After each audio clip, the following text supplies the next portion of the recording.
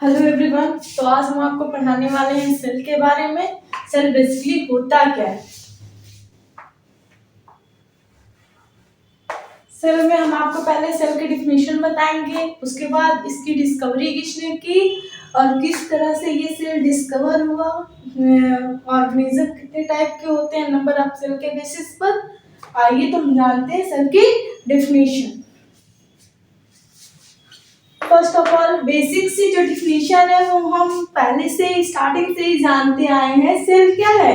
It is the basic unit of life. Cell क्या है? एक बेसिक यूनिट है हमारे लाइफ की। Cell is the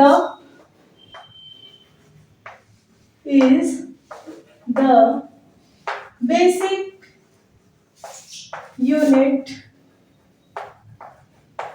of life. Second, structural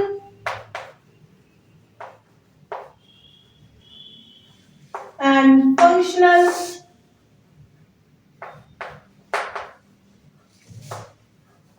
unit of living organism.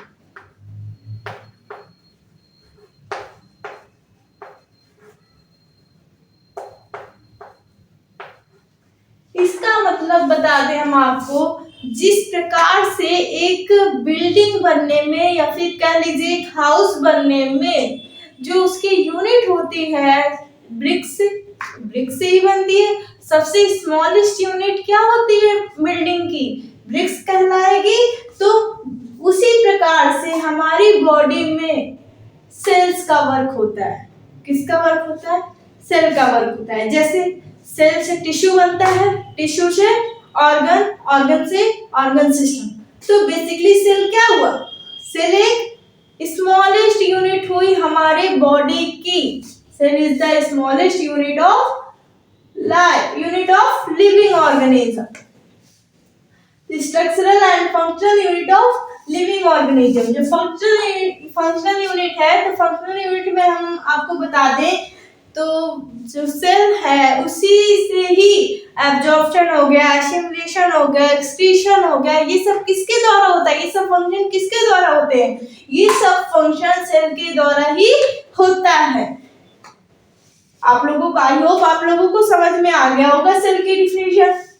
Basically जो organism होते हैं वो on the basis of number of cell के बेसिस पर टू टाइप्स में डिवाइड किए जाते हैं। टू टाइप्स के होते हैं organism on the basis of number of cell.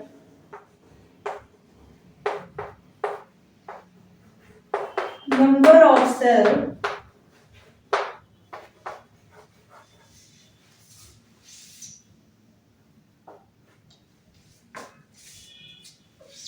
it is divided into two types. Divided into two types. First है unicellular and second multicellular.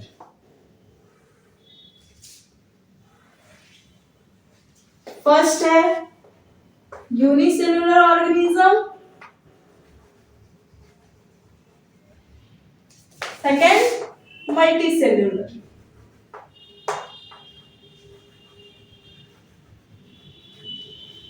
Unicellular क्या होता है? हम आपको यूनिसेल्यूलर के बारे में बता दें तो यूनि मीन्स होता है वन और सिंगल, वन या फिर कह लीजिए सिंगल, और सेल्यूलर सेल ऑर्गेनाइजेशन। ये cell those organisms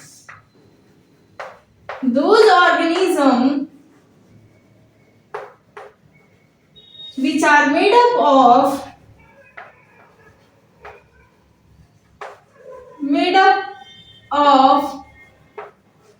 single cell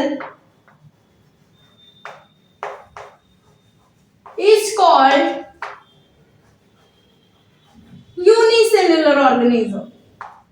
It's called unicellular organism.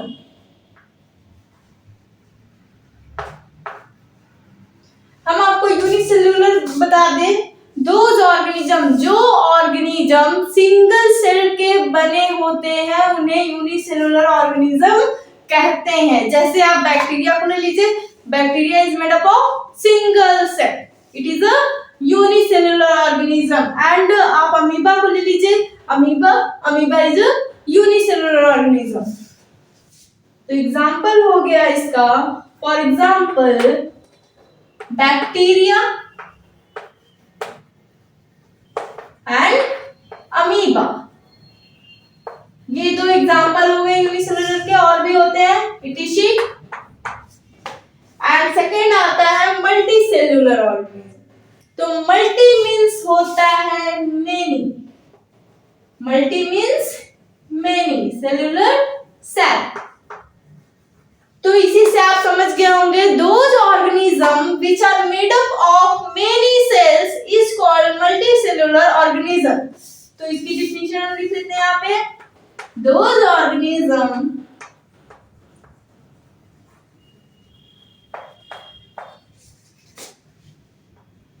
which are made up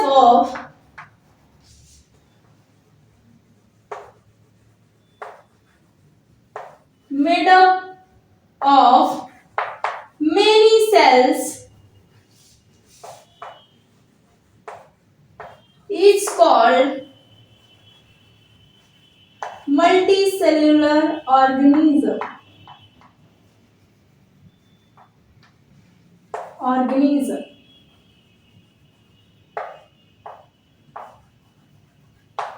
तो जैसे हमने यूनिसेल्युलर में बताया आपको, जो ऑर्गेनिज्म सिंगल सेल के बने होते हैं उन्हें हम यूनिसेल्युलर ऑर्गेनिज्म कहते हैं, और मल्टीसेल्युलर ऑर्गेनिज्म में जो ऑर्गेनिज्म मेनी सेल से बने होते हैं वो मल्टीसेल्युलर ऑर्गेनिज्म कहलाते हैं। एग्जांपल ह्यूमन बीइंग, जैसे हम लोग हो गए, तो हम लोग सिंगल सेल के नहीं बने, हम लोगों में स्पेसिफिक फंक्शन होता है। तो हमारे अंदर मिलियन बिलियन ट्रिलियन सेल्स मौजूद होते हैं, मिलियन सेल्स के हम लोग बने हैं। तो एग्जांपल इसका हो गया in higher animals and in higher plants, in higher animals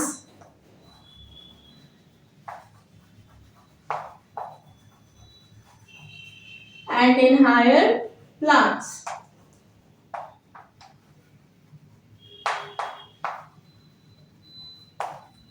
तो हमने आपको सेल की डिफिनेशन बता दी। सेल की बेसिकली डिफिनेशन क्या है? Cell is the basic unit of life. Cell क्या है? हमारे लाइफ की एक बेसिक सी यूनिट है, जो जिसमें सेल नहीं पाया जाता, जिसमें सेल्यूलर ऑर्गेनाइजेशन नहीं होती है, वो लिविंग ऑर्गेनिज्म नहीं कहलाता है। तो on the basis of number of cell के बेसिस पर हमने ऑर्गेनिज्म को टू टाइप में डिवाइड किया है, first unicellular and second multicellular. First जो यूनिसेल्युलर है, तो यूनिसेल्युलर भी हमने आपको बता दिया एंड मल्टीसेल्युलर भी बता दिया। यूनिसेल्युलर के एग्जांपल क्या है? बैक्टीरिया एंड अमीबा, जो सिंगल सेल के बने हैं, और मल्टीसेल्युलर में in higher animals and in higher plants. Discovery of cell. First time cell को किसने ऑब्जर्व किया था? स्टार्टिंग से आप लोग पढ़ते आए हैं, firstly observed by Robert Hooke in 1665। जो सेल है उसको पहली बार रॉबर्ट हुक ने देखा था इन 1665 में।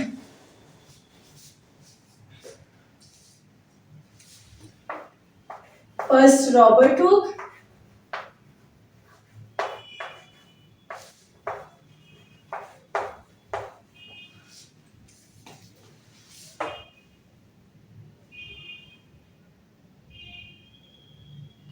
जिसने इन 1665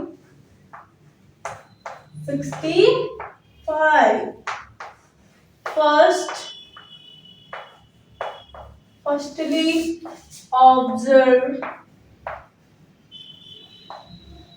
the cell।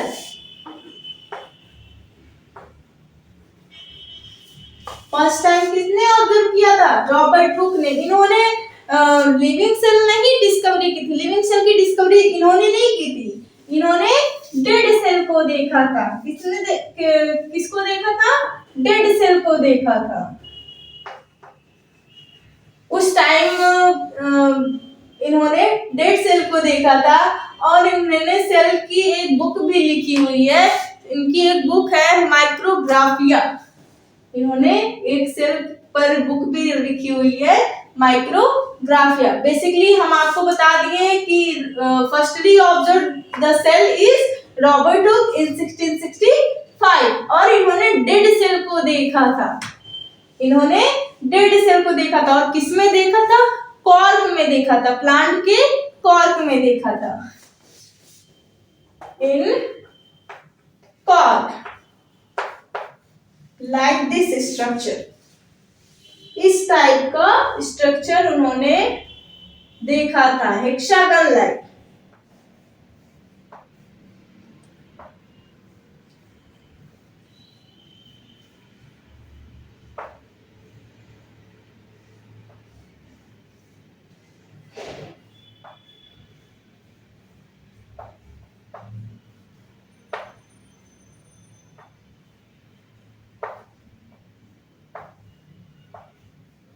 Hexagon like structure उन्होंने देखा था। यही हेक्सागन एक कंपार्टमेंट्स को उन्होंने सेल नाम दिया था। एक सिंगल टिनी कंपार्टमेंट्स को उन्होंने सेल नाम दिया था। हम इसको अलग कर लेते हैं। इसी को उन्होंने सेल नाम दिया था। And secondly observed the cell by Anton von Leeuwenhoek। Second time इसको देखा था एंटोन वॉन लीवेनहॉक ने।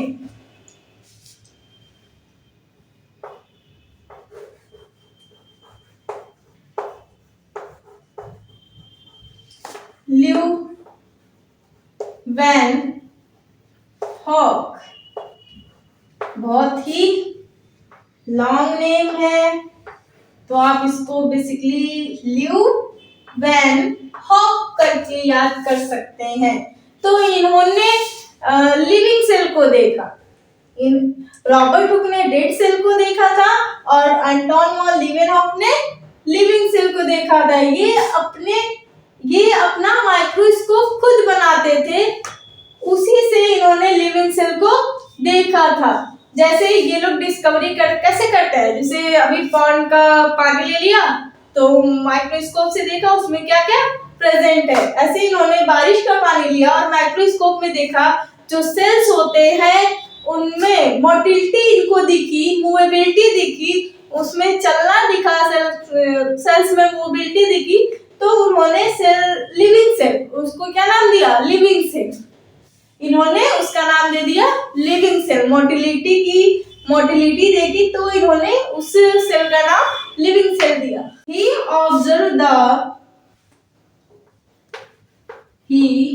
Observe protozoa, spermatozoa,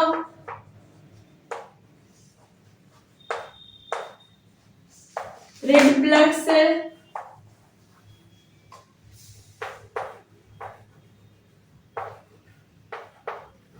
etc। तो जो एंटोन वॉन लीवेनहॉक थे वो फर्स्टली ऑब्जर्व किए थे लिविंग सेल को, और उन्होंने किस पर ऑब्जर्व किया? इसमें बैक्टीरिया भी होगा, बैक्टीरिया पर ऑब्जर्व किया। इन्होंने देखा कि जो लिविंग जो सेल है उसमें इन्होंने क्या देखी? मोटिलिटी देखी, उसमें मूवेबिलिटी देखी, उसमें उसका चलना देखा, तो उसी का नाम इन्होंने दिया living cell. It is called living cell. And third आते हैं रॉबर्ट ब्राउन। रॉबर्ट ब्राउन ने किसकी डिस्कवरी की?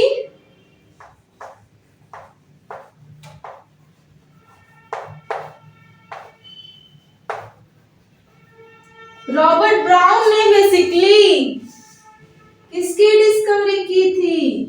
न्यूक्लियस की, रॉबर्ट ब्राउन ने न्यूक्लियस की डिस्कवरी की।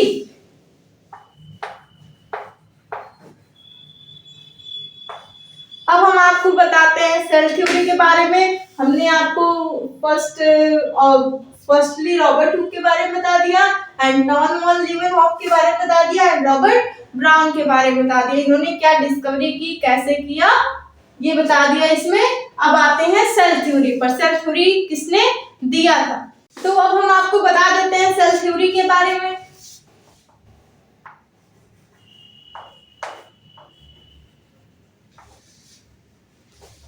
सेल थ्योरी किसने दी?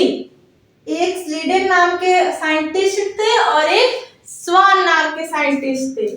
स्लीडन का पूरा नाम था मैथियस स्लीडन एंड स्वान का थियोडोर स्वान। इन्होंने 1838 में सेल थ्योरी दी थी। First Matheus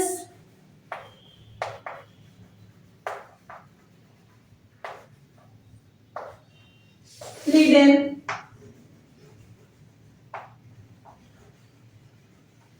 and Theodore Swan.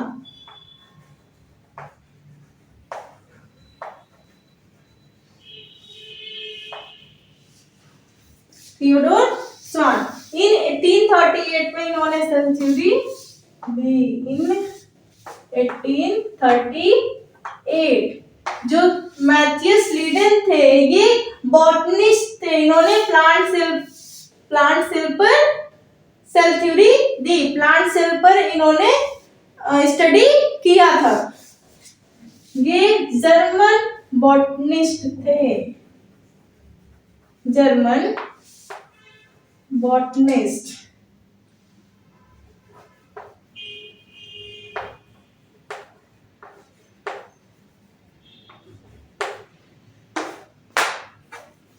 और ये थियोडोर स्वान जो थे वो ब्रिटिश जूलॉजिस्ट थे।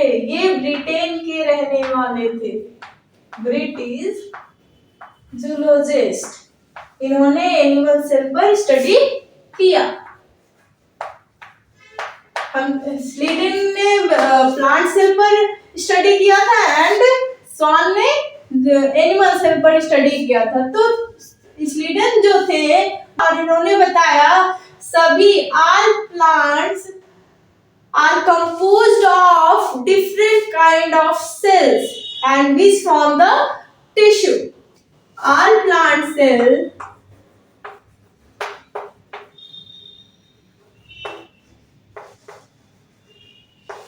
are composed of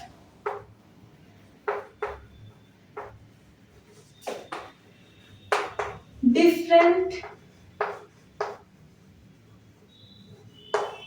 kind of cells which form the tissue. जो ग्रुप ऑफ सेल होते हैं वही टिश्यू कहलाते हैं ना। तो ढेर सारे सेल्स मिलकर क्या बनेंगे, टिश्यू बनते हैं, which form the tissue. तो हमने बताया जो स्लीडन थे उन्होंने प्लांट सेल पर ऑब्जर्व किया और उन्होंने ये बताया जो सभी प्लांट सेल होते हैं वो अलग अलग तरह के सेल्स के बने होते हैं जो क्या फॉर्म करते हैं, टिश्यू को फॉर्म करते हैं। अब आते हैं हम थियोडोर स्वान के पास। थियोडोर स्वान ने क्या बताया था, इन्होंने एनिमल सेल पर ऑब्जर्व किया और इन्होंने बताया animal cell had a thin outer layer जिसे इस समय हम लोग प्लाज्मा मेम्ब्रेन कहते हैं, which is now known the plasma membrane. इन्होंने क्या देखा, animal cell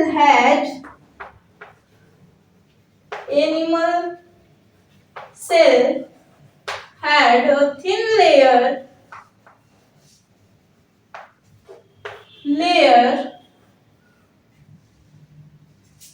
animal cell had a thin outer layer which is now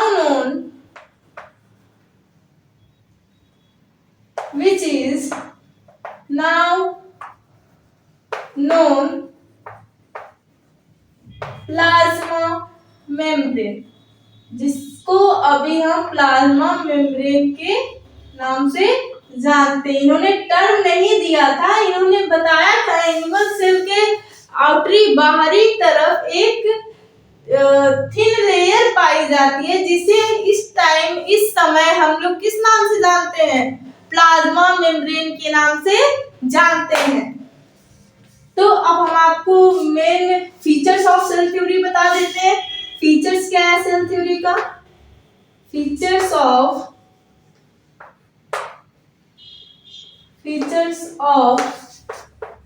cell theory.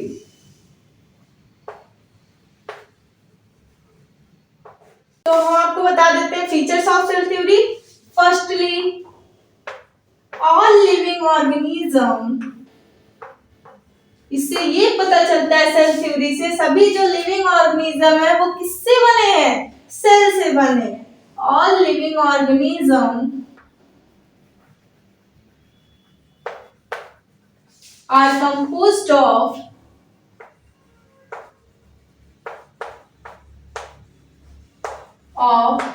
cells and product of cells। तो वो प्रोडक्ट भी हुए सेल्स के, जैसे हम लोग क्या है? प्रोडक्ट ऑफ सेल्स है ना, सेल्स से मिलकर बने product of cells. All living organism are composed of cell and product of cell. तो जो सेल का नहीं बना है, जिसमें सेल्यूलर ऑर्गेनाइजेशन नहीं पाई जाती है, उसमें वो लिविंग ऑर्गेनिज्म नहीं कहलाएगा, वो लिविंग नहीं कहलाएगा। सेकेंड, इन्होंने ये नहीं बताया था कि कैसे सेल बनते हैं, कैसे सेल आते हैं। तो एक रुडोल्फ विर्सो नाम के साइंटिस्ट थे, अभी मैं इसके बाद आपको बता देती हूँ। उन्होंने बताया कैसे सेल्स बनते हैं। जैसे अभी पहले फीचर्स ऑफ सेल थ्योरी बता देती हूँ, फिर आपको वो बताती हूँ। तो सेल थ्योरी में ये भी आता है, cells are arises from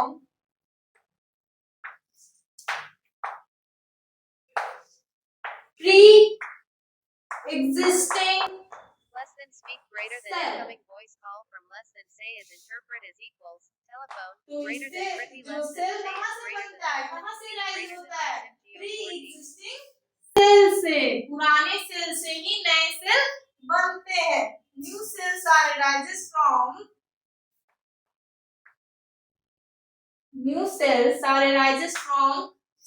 pre existing cell.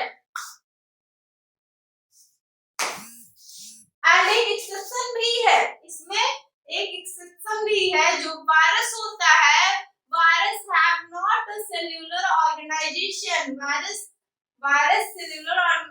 में सेल्यूलर ऑर्गेनाइजेशन नहीं पाई जाती। ये एक एक्सेप्शन है इसमें। और exception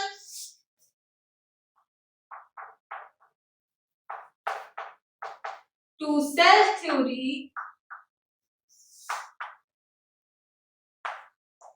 because they do not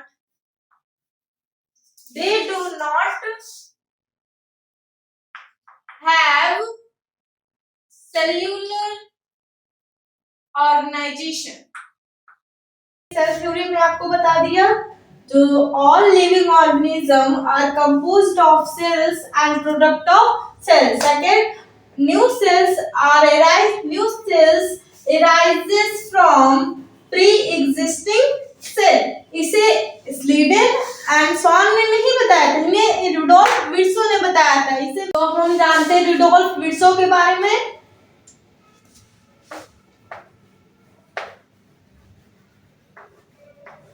ये एक ऐसे साइंटिस्ट थे जो सेल थ्योरी को कंप्लीट किया था, जिन्होंने सेल थ्योरी को कंप्लीट की थी, रुडोल्फ विर्सो।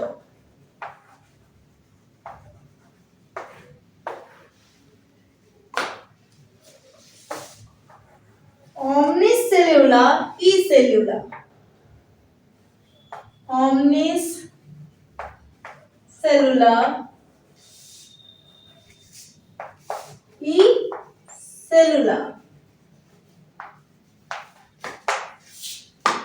रिडोल्फ विर्सो ने एक्सप्लेन किया था, explained that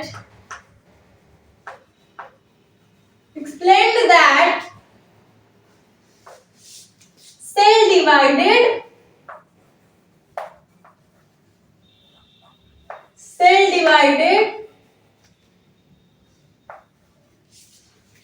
new cells are form. Cell क्या करता है? डिवाइड करके न्यू सेल बनाता है। सेल डिवाइड करके, cell divided and new cell form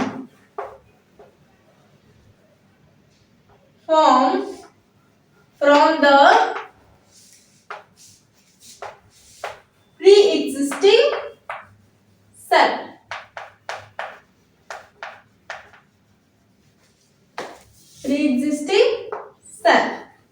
तो हमने आपको सेल थ्योरी बता दी। सेल थ्योरी में स्लीडन थे, श्वान थे और रुडोल्फ विर्सो थे। रुडोल्फ विर्सो ने सेल थ्योरी को कंप्लीटली शेप दिया था। कंप्लीटली इन्होंने सेल थ्योरी के बारे में बताया। इन्होंने बताया कि जो सेल होता है वो प्री एग्जिस्टिंग सेल से बनता है, जो सेल डिवाइड करके न्यू सेल फॉर्म करता है। जैसे हम अभी अमीबा को ले लेते हैं।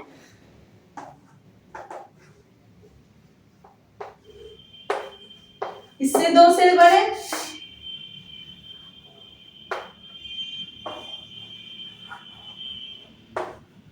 अब इससे 2 बनेंगे।